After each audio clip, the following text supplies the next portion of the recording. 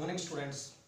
आज की क्लास में हम लोग चर्चा करने वाले हैं the sound of music chapter के क्वेश्चन एंड आंसर के बारे में। हम लोगों ने द साउंड ऑफ म्यूजिक के दो पार्ट थे, first part and second part. First part में एक अलग स्टोरी थी, सेकंड पार्ट में एक अलग स्टोरी थी। हम दोनों स्टोरीज को हमने पढ़ा और उसके बीच में हमने कॉम्प्रिहेंसिव क्वेश्चंस भी किए। इसके बाद हम टेक्सुअल क्वेश्चंस करने वाले हैं, यानी इस चैप्टर के एंड में जितने भी क्वेश्चंस और आंसर दिए हुए होते हैं वो टेक्स्ट बुक के क्वेश्चन हो, grammatical book according to the chapter के अनुसार जो ग्रामर का यूज उसमें हुआ है उसके आधार पर जो क्वेश्चंस पुटअप हुए हैं वो सब हम स्टडी करेंगे। Before studying the chapter we are going to discuss about your test and time table. You know students, जैसा कि आप जानते हैं कि 12/9/2020 यानी 12 सितंबर 2020 को आपका फर्स्ट ऑनलाइन टेस्ट रखा गया है, अरेंज किया गया है। First online test, it's your new experience. ये आपके लिए एक नया अनुभव होगा, ये एंटायर टीम के लिए ही नया अनुभव होगा, जिससे आप भी सीखेंगे और हम भी सीख रहे हैं। जैसा कि हम लोगों ने आपको बताया है कि all the students are listen very carefully, all the instructions are given in this video. जो भी निर्देश आपको इस माध्यम से मिल रहे हैं उन सभी को बड़े ध्यान से सुनना है और सुन करके फॉलो करना है। आपका जैसे टेस्ट पेपर स्टार्ट होगा उसकी टाइमिंग रहेगी 8 AM to 9:10, यानी 8 बजे से लेकर 9:10 तक, यानी 1 घंटा और 10 मिनट आपको टाइम मिलेगा और उसमें कुछ क्वेश्चन आंसर आपके सामने होंगे। You can write these question A notebook. आप घर पे अपनी एक नोटबुक बनाएंगे, नोटबुक बना करके और उसमें सारे क्वेश्चन आंसर सॉर्ट आउट करेंगे, उनकी पिक लेंगे। जैसे आप असाइनमेंट में वर्क अपलोड करते हैं वैसे अपलोड करेंगे और उसके बाद उसकी चेकिंग होगी। तो आपको 12 तारीख को यानी 12 सितंबर 2020 को इंग्लिश का फर्स्ट शिफ्ट में पेपर होगा। क्लास 9th के लिए बात चल रही है, ऊपर लिखा हुआ है क्लास 9th के लिए इंग्लिश का पेपर 12/9/2020 को। और कोई कन्फ्यूजन हो तो आप स्कूल द्वारा जो टाइम टेबल आपको दिया गया है वही टाइम टेबल निश्चित माने विद्यालय के द्वारा प्रोवाइड किया गया टाइम टेबल जो है उसके अकॉर्डिंग हम लोग ये बात कर रहे हैं। और उसमें जो आपको सिलेबस दिया गया है वो सिलेबस आप अच्छे से तैयार करें। और क्या निर्देश है? निर्देश ये है कि आप 10 मिनट पहले, यानी 8 बजे से पेपर स्टार्ट होता था, 7:50 पे अपना मोबाइल फुल रिचार्ज करके, मोबाइल में पूरा डाटा डाल करके, डाटा मतलब इंटरनेट कनेक्शन का जो रिचार्ज होता है वो करवा के रखें। और जैसे ही 8 बजती है आपके सामने पेपर खुलेगा और 9:10 से पेपर आपके वहाँ से हट जाएगा और उससे 1 घंटे में ही आपको सबमिट करना होता है। वो सारे पेपर्स के क्वेश्चन आंसर करके अपने मोबाइल से फ़ोटो खींच करके असाइनमेंट में आपको डालना है।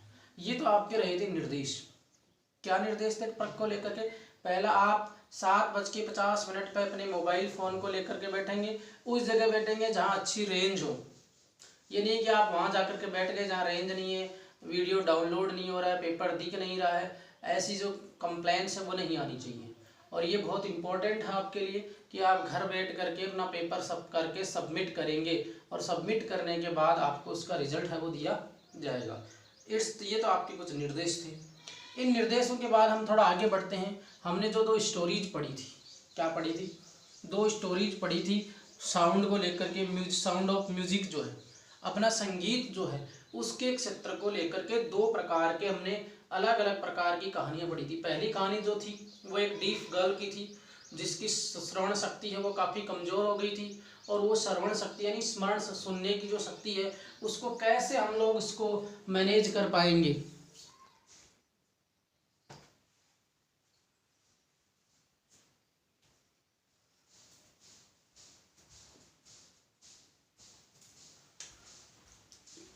हम लोगों ने पढ़ा था 2 प्रकार की जो स्टोरीज थी, ये निर्देश आप लोगों ने पढ़ी लिए होंगे। अब हम उसके कुछ क्वेश्चंस एंड आंसर्स जो हैं वो सॉर्ट आउट करेंगे। किस तरह के क्वेश्चंस आपके सामने रखे गएंगे और वो क्वेश्चंस कैसे कैसे आपको समझना है और कैसे उनके क्वेश्चंस के आंसर्स है वो प्रोवाइड करने। दोनों स्टोरीज आपने बहुत अच्छे से पढ़ी हुई है, कहानियों को बिल्कुल एक्सप्लेन किया गया है, बहुत अच्छे से समझाया गया है। अब उसके कुछ क्वेश्चन आंसर हमने कर भी लिए हैं और कुछ बचे हुए क्वेश्चन आंसर जो टेक्स्ट के पीछे। सबसे पहले हम करेंगे जो क्वेश्चन आंसर है थिंकिंग अबाउट द टेक्स्ट। पहले टाइप के क्वेश्चंस किस प्रकार के आएंगे, thinking thinking about the text, thinking about the text, thinking about the text, यानी जो हमने टेक्स्ट पढ़ा है, जो पाठ पढ़ा है, उसके ऊपर विचार करते हुए, सोचते हुए कुछ क्वेश्चंस के आंसर हमें प्रोवाइड करना है। पहला tick the right answers. Question number 1 क्या कह रहा है उसमें से? क्वेश्चन नंबर 1 कह रहा है टिक, यानी हमको क्या करना है? टिक लगाना है। Tick the right answer, tick the right answer, tick the right answer, निम्न सही विकल्प, यानी जो सही का उत्तर है उस पर टिक लगाना है। आपको एक लाइन दी गई है, उस लाइन में मल्टीपल ऑप्शंस रखे गए, यू नो, बीच में ही रखे गए ब्रैकेट में, उसमें जो सही आए उसको आपको टिक करना है। आंसर भी वही मिलेगा और उसको सिर्फ चूज करना है। एक लाइन मिलेगी, उस लाइन में ही आपका आंसर होगा, लेकिन उसमें ऑब्लिक लगा करके मोर देन 1 ऑप्शंस हैं वो आपको दिए गए होंगे। कितने होंगे? 1 से ज़्यादा ऑप्शंस उसमें होंगे। जो ऑप्शन बिल्कुल सही हो उसके ऊपर आप टिक लगाइए और या यू आंसर लिख दीजिएगा। तो पहली लाइन हमें कह रही है कि द,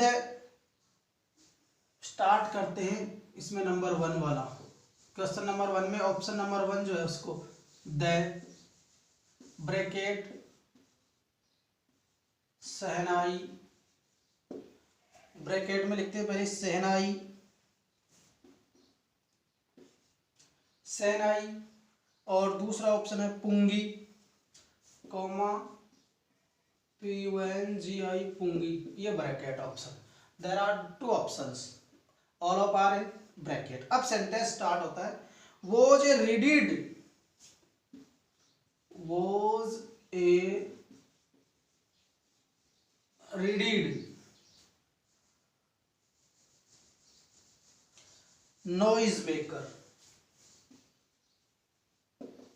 नॉइज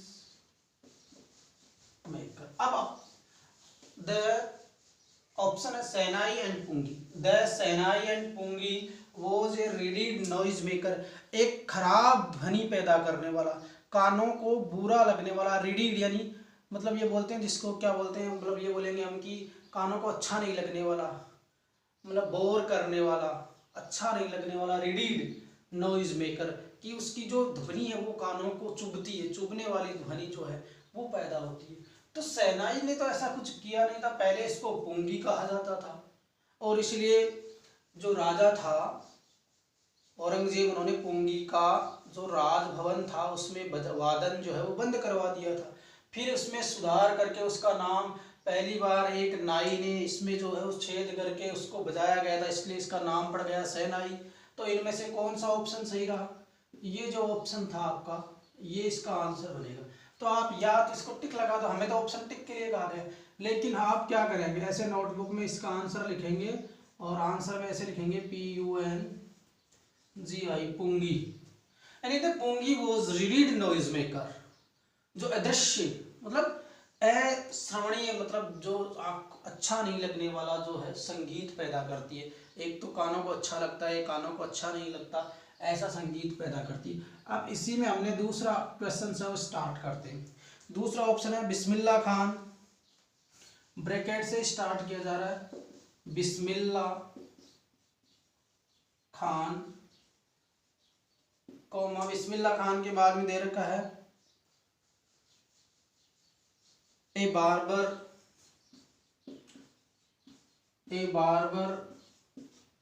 कॉमा, और तीसरा ऑप्शन दे रखा है Ali Bakhsh, Ali Bakhsh. There are 3 options, Bismillah Khan, a barber और अली बख्श। ठीक है, ये तीनों चीजें जो है वो ब्रैकेट के अंदर है। फिर आप ब्रैकेट बंद कर देते हैं। इन तीनों ऑप्शंस में से आपको चूज करना होगा। अब सेंटेंस बनेगा, स्टार्टिंग में आएगा बिस्मिल्लाह खान, ए बार्बर या अली बख्श, ऑप्शन दिया जा रहा है। फिर आगे ट्रांसफॉर्म्ड, ट्रांसफॉर्म्ड यानी बदला, चेंज किया, transformed the pungi, transform the pungi into, यानी transform the pungi into, pungi को बदल दिया, किस चीज में बदल दिया, pungi into a shehnai,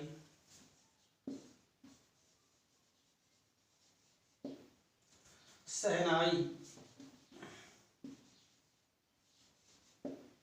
into a shehnai, full stop.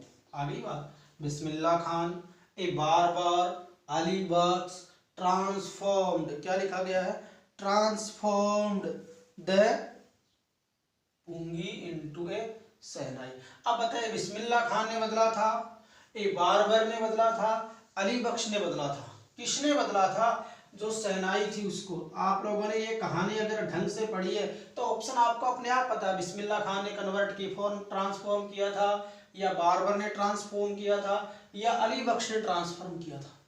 तो आप बहुत भली भांति परिचित हैं कि एक नाई जो दरबार में काम करता था उसको ये बहुत बुरा लगा और उसने शहनाई में कुछ सुधार करने का ऐसे आइडिया लगाया कि इसमें कैसे सुधार किया जाए। तो उसने एक वो स्टेम लिया, उसमें 7 छेद बनाए, इस तरह से कर करके उसने क्या कर दिया, ये सारी बातें वो क्लियर कर दी। तो इसमें से कौन सा आंसर बना, ए बारबर वाला। कौन सा टिक लगा सकते हैं, ए बारबर वाला। हमें नोटबुक में कैसे करना है, ऐसे आप आंसर लिखेंगे इसका और क्या लिखेंगे, ए बारबर, ए बारबर यानी एक जो नाई है उन्होंने क्या किया था, इसमें सुधार किया था। अब आप देखते हैं तीसरा इसका जो ऑप्शन आता है, 2 ऑप्शन हमने कंप्लीट कर लिए। फर्स्ट क्वेश्चन का थर्ड टाइप का जो ऑप्शन आता है, क्वेश्चन आ रहा है उसको हम पढ़ रहे हैं। तो क्वेश्चन कह रहा है बिस्मिल्लाह खान पैटर्नल एंसेस्टर्स, बिस्मिल्लाह खान, बिस्मिल्लाह खान पैटर्नल, बिस्मिल्लाह खान पैटर्नल, पैटर्नल का मतलब होता है पिता की तरफ से जो होते हैं, वंशज जो होते हैं, paternal PATR, paternal uncle, Bismillah Khan paternal uncle, sorry paternal ancestors, पूर्वज, एंसेस्टर्स पूर्वज, ANCESTORS, एंसेस्टर्स यानी पूर्वज, वर, उसके पूर्वज वर क्या थे, बिस्मिल्लाह खान पैटर्नल एंसेस्टर्स जो उनके पूर्वज थे वर क्या थे, ऑप्शन दे रखा है, बारबर्स, ब्रैकेट में बारबर्स नाई थे, यानी बिस्मिल्लाह खान पैटर्नल एंसेस्टर्स वर बारबर्स, उनके जो पूर्वज थे, पैतृक पूर्वज थे, उनके पिता की तरफ से जो पूर्वज थे वो नाई थे, या professional musicians, professional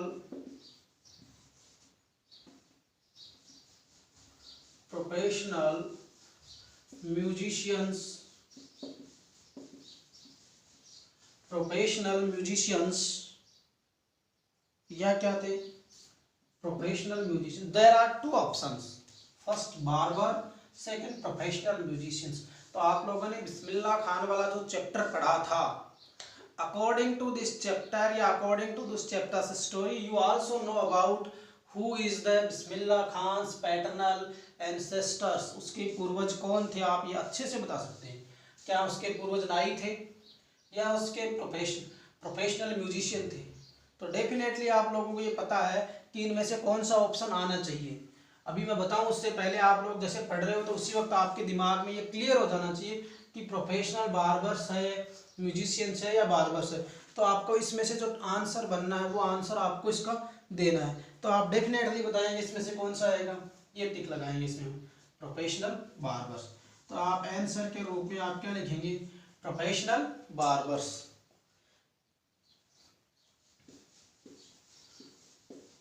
professional musicians,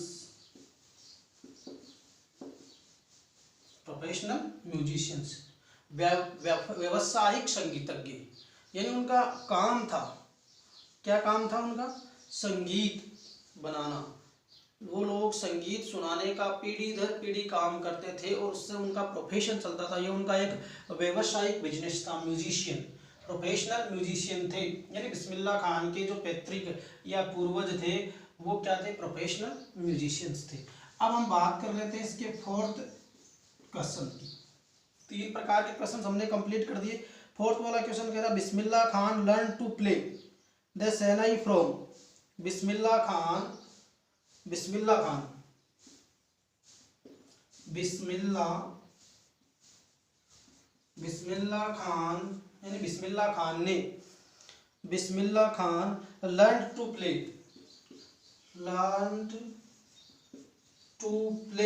उन्होंने बजाना सीखा। Learn to play shehnai, learn to play the शहनाई,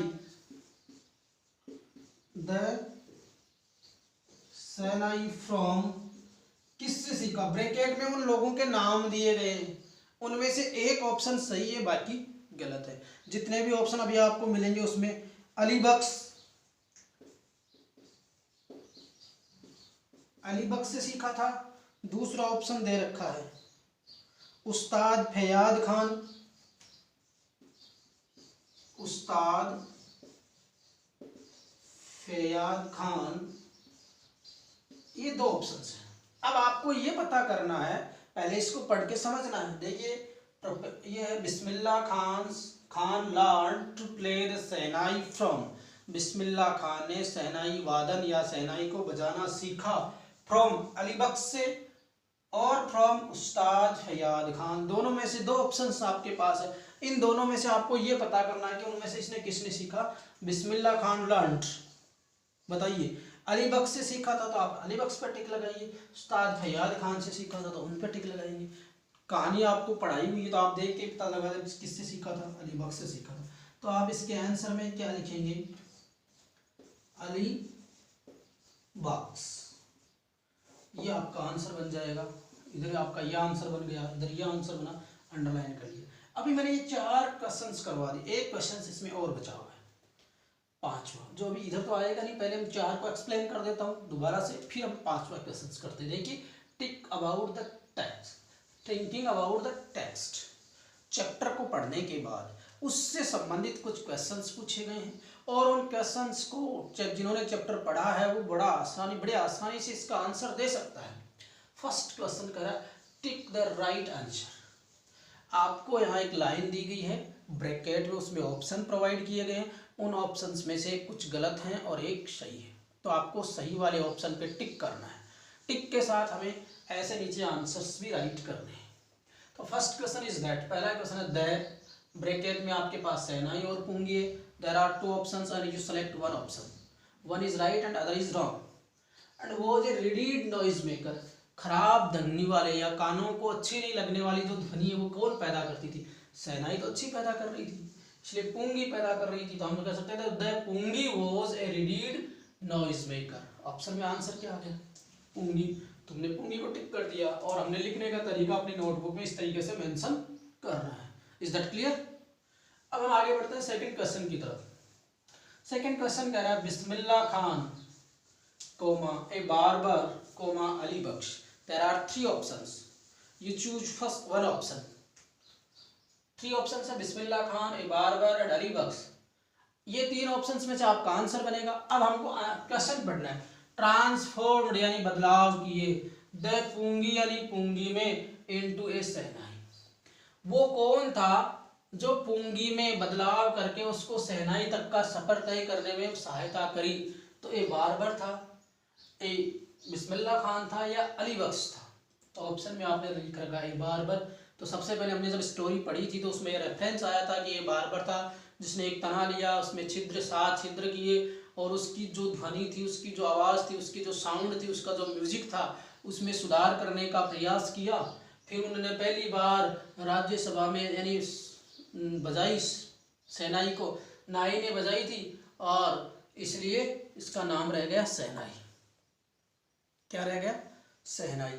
यानी जो साज चैम्बर होता है, सा यानी राजा और नाई यानी नाई ने सा यानी राजा के चैम्बर में पहली बार बजाई थी, इसलिए इसका नाम हो गया शहनाई और इसलिए इसका आंसर क्या बन गया? बार्बर। थर्ड ऑप्शन में या थर्ड क्वेश्चन ये कह रहा है Bismillah Khan's paternal ancestors were, Bismillah Khan के पूर्वज थे नाई बारबस, प्रोफेशनल म्यूजिशियंस, व्यवसायिक संगीतज्ञ, they are the professional musicians, यानी उनकी पीढ़ियों से पीढ़ियां जो थी वो म्यूजिक का काम करती थी, संगीत का काम करती थी, यही तो उनका व्यवसाय था, यही उनकी आजीविका का साधन था और यही उनकी प्रसिद्धि का भी राज था। The option is the professional musician, this is the answer. Answer क्या है? प्रोफेशनल म्यूजिशियंस, और इसको हमने इसको टिक कर दिया है यहाँ पर। Now question number 4, Bismillah Khan learn to play the shehnai from, Bismillah Khan ने शहनाई वादन कहाँ से सीखा? Bismillah Khan learn to play the shehnai from, किससे सीखा? अली बख्श या Ustad Faiyaz Khan. There are two options, हमारे पास दो विकल्प हैं, या तो उन्होंने अली बख्श से सीखा है या उस्ताद फैयाद खान से सीखा। तो जिन्होंने स्टोरी को ढंग से पढ़ा है उन्हें तो मालूम है कि किससे पढ़ा था, तो अली बख्श का ऑप्शन है। उस्ताद फैयाद, उस्ताद हमने टिक लगा रखा है अली बख्श पे, तो इसका आंसर क्या बन जाएगा? अली बख्श बन जाएगा। अब इसमें एक क्वेश्चन और बचा हुआ है, फिफ्थ वाला। पहले वो क्वेश्चंस करते हैं, उसके बाद सेकंड टाइप के जो क्वेश्चंस है वो कंप्लीट करते हैं। इसका फिफ्थ जो क्वेश्चन था बच गया था, वो अभी हम करने वाले हैं। 4 क्वेश्चन हमने एक्सप्लेन किए, उसके क्वेश्चन आंसर किए पहले के। अभी पहला का जो 5वां क्वेश्चन है वो अभी और करेंगे।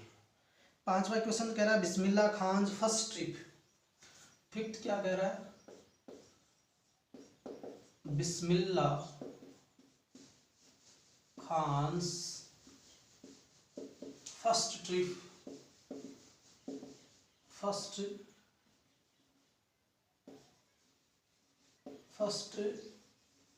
Trip, Bismillah Khan first trip, पहली यात्रा जो थी, first trip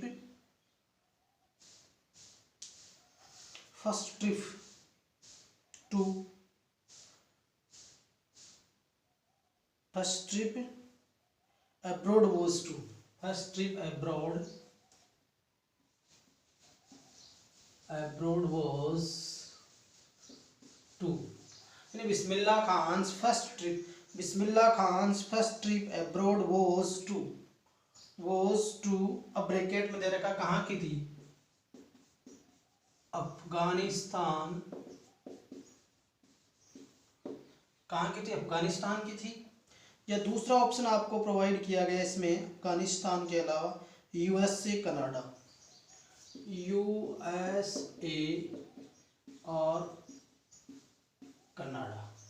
there are 3 options, आपको यहाँ 3 प्रकार के ऑप्शंस मिले कि Bismillah Khan first trip abroad was to, Bismillah Khan की पहली विदेश यात्रा थी वो कहाँ की थी? Afghanistan, USA and Canada. There are 3 options, आपको उसमें से वो ऑप्शन चूज करना है जहाँ पर वो पहली विदेश यात्रा के लिए गए थे। तो आपने स्टोरी पढ़ी है, कहानी पढ़ी है, तो आपको आइडिया होता है, अदरवाइज नहीं होता है। तो पहली उनकी यात्रा थी वो कहाँ की थी? अफगानिस्तान की थी। तो आंसर में आप क्या लिख सकते हो? अफगानिस्तान, यानी ये इसका आंसर बनेगा। इस तरीके से टिक लगाने वाले जो 5 क्वेश्चंस थे वो आपने कंप्लीट कर लिए। अब हम क्या करना है, अगला क्वेश्चन जो है वो कह रहा है कि फाइंड आउट, क्वेश्चन कह रहा है find the words the text which show Ustad Bismillah Khan feeling about the items listed below, then mark a tick is correct or correct column, discuss your answer in class में आप इसके आंसर्स को लेकर के आप विभिन्न प्रकार के डिस्कशन सब करेंगे। इस तरह के एक क्वेश्चंस बन रहे हैं। फिर हम आगे क्वेश्चंस देखते हैं। Answer these questions about 30 to 40 words, पहले हम वो करेंगे। इसके बाद जिसका पहला क्वेश्चन कंप्लीट हो गया, उसके बाद हम देखते हैं अगला क्वेश्चन जो हमारे सामने प्रस्तुत हो रहा है वो आएंगे क्वेश्चंस के आंसर देना। क्या करेंगे, कुछ क्वेश्चंस हमें दिए गए हैं, कुछ क्वेश्चंस के हमको आंसर है वो प्रोवाइड करने हैं। तो सबसे पहले answer these questions into 30 to 40 words. क्या है क्वेश्चन नंबर जो आपका सेकंड है इसमें, answer the following questions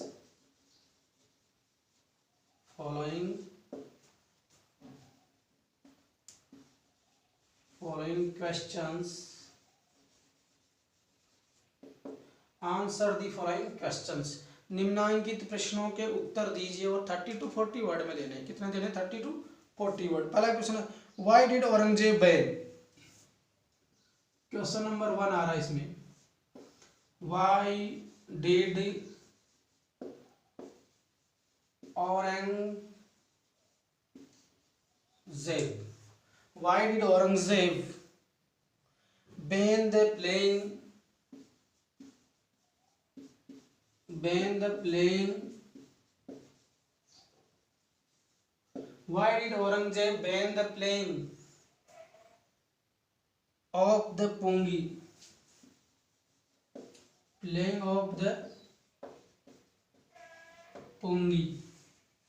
pungi के वादन में Why did Aurangzeb ban the playing of pungi? Why did Aurangzeb ban the playing of the pungi? अर्थात पुंगी के वादन पर या पुंगी के बजाए जाने पर औरंगजेब ने पाबंदी क्यों लगाई थी? ऐसा क्या रीज़न था जिसकी वजह से औरंगजेब ने उनके ऊपर क्या लगा दी थी? उसके वादन के ऊपर पाबंदी लगा दी थी। तो इसके कई तरह के, सबसे पहले जब इसको हमने स्टडी किया था तो कारण नजर आया था, pungi was reeded musical instrument. कैसा इंस्ट्रूमेंट था? तो आप ये कह सकते हैं आंसर लगा करके, पुंगी वॉज रीडेड। पुंगी किस प्रकार का वाद्य यंत्र था? Pungi was reeded musical instrument.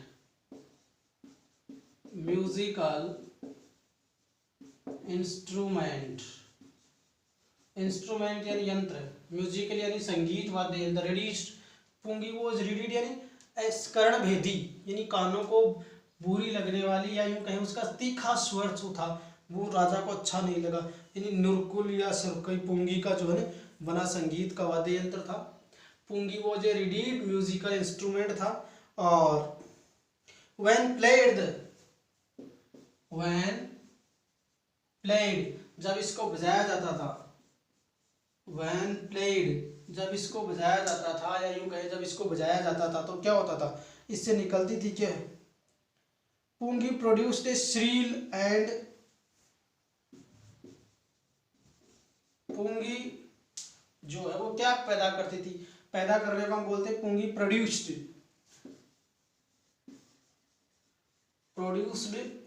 ए श्रील, तीखी एंड अनप्लीजेंट यानी नाखुश करने वाली, इसी व्यक्ति प्रसन्न नहीं हो, कानों को अच्छी नहीं लगने वाली है, यूं कहें अप्रिय, unpleasant sound.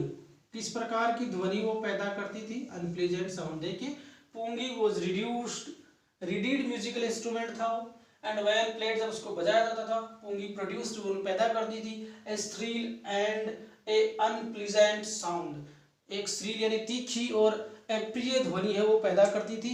And Aurangzeb did not like it, and Aurangzeb did not like it, और औरंगजेब इसे पसंद नहीं करते थे। Aurangzeb did not like its harsh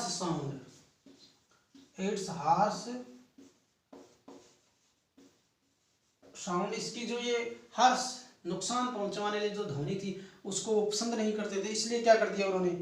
so he band it's playing,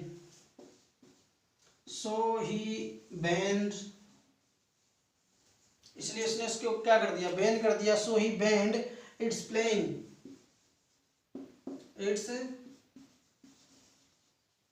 playing, इसके बजाने पर पाबंदी लगा दी गई। कहाँ लगा दी? In his